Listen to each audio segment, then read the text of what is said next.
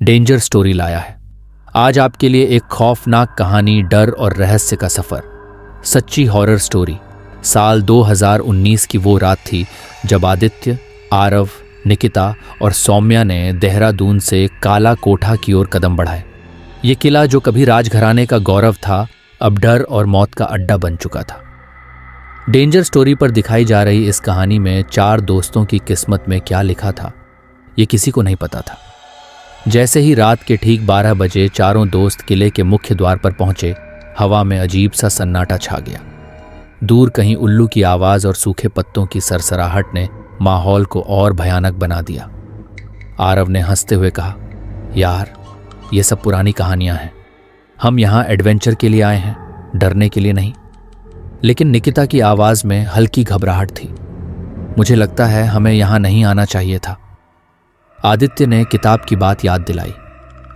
अगर हम रात के तीसरे पहर में रानी वसुधा की समाधि तक पहुंचकर उसे छू लें तो अनोखी शक्तियां मिलती हैं। हम ये मौका क्यों गंवाएं? थोड़ी बहस के बाद डेंजर स्टोरी के इस खौफनाक सफर में चारों दोस्तों ने किले में कदम रख ही लिया। किले के अंदर जैसे ही वे किले के भीतर दाखिल हुए, सन्नाटा और भी गहरा हो गया। टॉर्च और मोबाइल फोन ने अचानक काम करना बंद कर दिया। अंधेरे में केवल उनकी धीमी सांसों की आवाज सुनाई दे रही थी। पेड़ों की शाखाएं हवा में ऐसे हिल रही थीं जैसे किसी अदृश्य शक्ति ने उन्हें जकड़ रखा हो। यहां कुछ तो है, सौम्या ने घबराई आवाज में कहा। आगे बढ़ते ही उन्हें लगा जैसे कोई साया उनके पीछे चल रहा हो। डेंजर स्टोरी में अब जो होने वाला था वो किसी की सोच से परे था।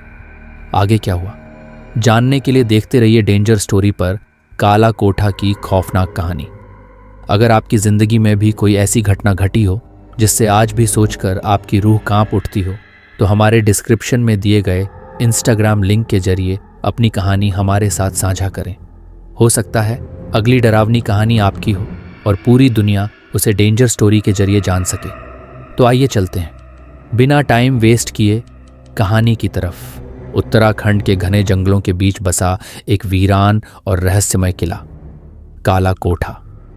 सदियों पहले यह किला राजघराने का गौरव हुआ करता था, लेकिन आज यह डर और आतंक का अड्डा बन चुका है। कहा जाता है कि इस किले में रानी वसुधा की आत्मा अब भी भटक रही है। जिसने भी इस किले में कदम रखा वो या तो लौटकर नहीं आया या फिर पागल होकर वापस लौटा। कहानी की शुरुआत साल 2019। 4 दोस्त आदित्य, आरव, निकिता और सौम्या देहरादून में एक ट्रैकिंग ग्रुप का हिस्सा थे। उन्हें एडवेंचर का शौक था, लेकिन इस बार उन्होंने ऐसा फैसला लिया जो उनकी जिंदगी का सबसे बड़ा खौफ बन जाएगा। आदित्य को एक पुरानी किताब मिली थी जिसमें काला कोठा का जिक्र था। किताब में लिखा था कि रात के तीसरे पहर में अगर कोई उस किले की सबसे ऊपरी मंजिल तक पहुंचकर रानी वसुधा की समाधि को छू ले तो उसे अनोखी शक्तियां मिलती हैं। आरव ने मजाक में कहा, अरे यार, चलो एक बार ट्राई करके देखते हैं, हो सकता है ये सब बकवास हो। निकिता और सौम्या ने मना किया, लेकिन आदित्य और आरव की जिद के आगे वो भी झुक गईं। काला कोठा की ओर सफर। अगली रात ठीक रात 12 बजे चारों दोस्त किले के अंदर दाखिल हुए। चारों तरफ घना सन्नाटा था। पेड़ों की टहनियां तेज हवा में हिल रही थीं और ऐसा लग रहा था जैसे कोई अदृश्य ताकत उन्हें किले में अंदर खींच रही हो। जैसे ही वे किले के अंदर दाखिल हुए, उनके मोबाइल फोन और टॉर्च ने काम करना बंद कर दिया। अंधेरे में टटोलते हुए वे धीरे धीरे किले के भीतर बढ़े। आरव ने दीवारों पर अजीब निशान देखे। ये तो खून के हाथों के निशान हैं। उसकी आवाज़ कांप उठी। सौम्या को ऐसा लगा जैसे कोई लड़की उसके कान में फुसफुसा रही हो, भाग जा वरना तू भी उन्हीं में शामिल हो जाएगी। भूतिया एहसास और खौफनाक मंजिल। जैसे जैसे वे किले में आगे बढ़े, वैसे वैसे माहौल और डरावना होता गया। एक बड़े से हॉल में उन्हें पुरानी पेंटिंग्स दिखीं। उन तस्वीरों में रानी वसुधा की उदास आंखें और खून से सने हाथ नजर आ रहे थे। आदित्य ने दीवार पर उकेरी गई कुछ अजीब लिपियों को छुआ और तभी अचानक पूरे हॉल में तेज हवाओं के झोंके के साथ एक डरावनी चीख गूंज उठी। कौन है वहां? आरव की आवाज कांप रही थी।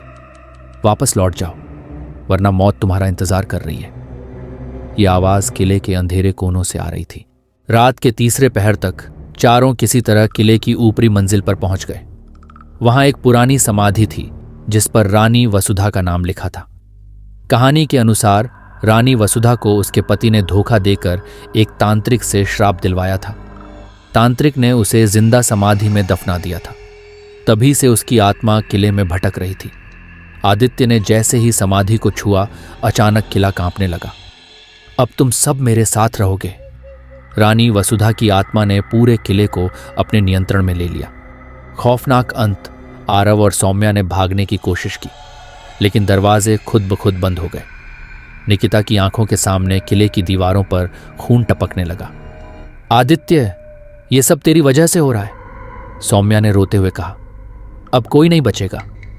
रानी वसुधा की आत्मा ने चारों को अलग अलग कोनों में घेर लिया। अगली सुबह गांव के लोगों ने किले के अंदर चारों के शव पाए, लेकिन सबसे डरावनी बात यह थी कि उनकी आंखें खुली हुई थीं और होठों पर एक भयावह मुस्कान थी। अफवाहें अभी भी जिंदा हैं। आज भी जो लोग काला कोठा के पास से गुजरते हैं वे रात में चीखों और हंसी की आवाजें सुनते हैं। कोई नहीं जानता कि रानी वसुधा की आत्मा को कब मुक्ति मिलेगी, या शायद वो अब कभी मुक्ति चाहती ही नहीं। जो भी इस किले में कदम रखता है उसकी आत्मा कभी वापस नहीं लौटती। रानी वसुधा की आत्मा मंत्रोच्चारण के बावजूद मुक्त नहीं हो सकी। उसकी आंखों में घृणा और पीड़ा का मिला जुला भाव था। मुझे बदला लेना है उन लोगों से जिन्होंने मुझे धोखा दिया। उसकी आवाज पूरे किले में गूंज उठी। डॉक्टर अर्जुन ने कांपते हुए कहा, रानी वसुधा, तुम्हारी आत्मा को मुक्ति चाहिए, बदले से सिर्फ और पीड़ा बढ़ेगी। लेकिन वसुधा की आत्मा ने गुस्से से दहाड़ते हुए कहा, मुक्ति? मुझे सिर्फ बदला चाहिए। जब तक उस राजघराने की आखिरी संतान को मौत के हवाले नहीं कर दूंगी तब तक मेरी आत्मा शांत नहीं होगी। अर्जुन और उनकी टीम ने काला कोठा के इतिहास को गहराई से खंगालना शुरू किया। उन्होंने पाया कि राजा विक्रम का वंश अब भी जिंदा था। राजा विक्रम की अंतिम संतान करण सिंह नाम का एक व्यक्ति दिल्ली में रह रहा था। अर्जुन को समझ आ गया कि वसुधा की आत्मा तब तक मुक्त नहीं हो सकती जब तक करण सिंह को मौत के घाट नहीं उतार दिया जाता। लेकिन अर्जुन को एक और रहस्य पता चला। अगर करण सिंह अपनी इच्छा से रानी वसुधा से क्षमा मांग ले और पूजा कराए तो आत्मा को शांति मिल सकती है। करण सिंह को जब इस बात की खबर मिली तो उसकी रातों की नींद उड़ गई। मैं तो इस किले के पास भी नहीं जाना चाहता, करण ने अर्जुन से कहा। अर्जुन ने उसे समझाया, अगर तुमने माफी नहीं मांगी तो रानी वसुधा की आत्मा तबाही मचा देगी। करण ने डरते डरते काले कोठा जाने का फैसला किया।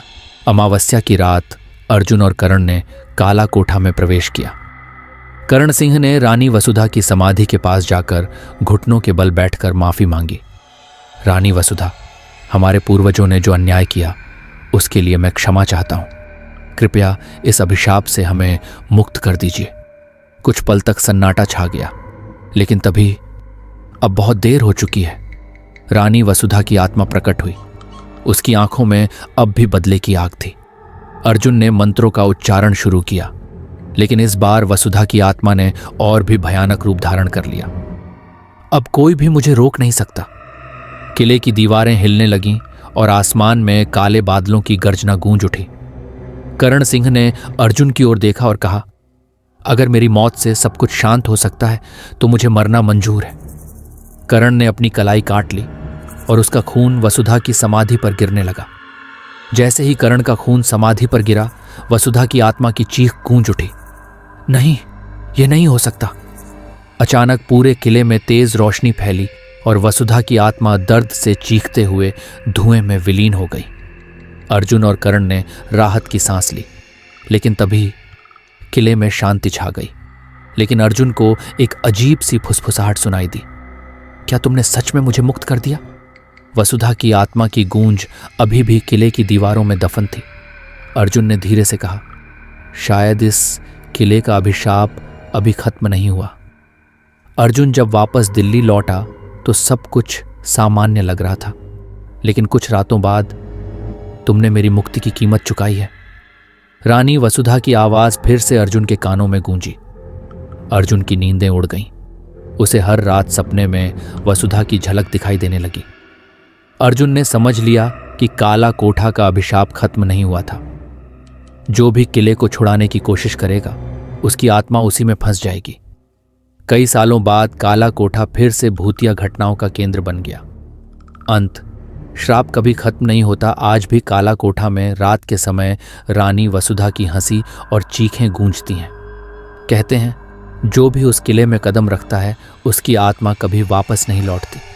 और इसी के साथ हमारी एक कहानी समाप्त हो जाती है। मिलते हैं नेक्स्ट स्टोरी में, तब तक के लिए धन्यवाद।